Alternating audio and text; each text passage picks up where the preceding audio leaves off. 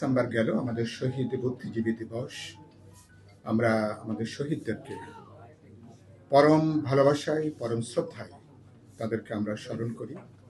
আমাদের একেবারেই বিজয়ের উষা লগ্নে ঠান্ডা মাথায় পরিকল্পিতভাবে তাদেরকে হত্যা করা হয়েছিল।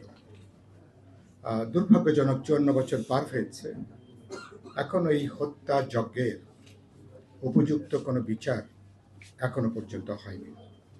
এমনকি শহীদ বুদ্ধিজীবীদের তালিকা, মুক্তিযুদ্ধের শহীদদের তালিকা থেকে শুরু করে এমনকি আমরা এবারও 24-এর যে গণজাগরণ গণ অভ্যুত্থান, এই অভ্যুত্থানেরও শহীদদের পূর্ণাঙ্গ তালিকা এখনো পর্যন্ত আমাদের সামনে নাই। এগুলো রাষ্ট্রের গুরুত্বপূর্ণ জাতীয় কর্তব্য। এই কর্তব্যগুলো বছরের পর বছর অবহেলা আর মধ্যে এগুলো শিকার হয়েছে। আর গতকালকে একটা বক্তব্য আমাদের দৃষ্টি আকর্ষণ করেছে। আমরা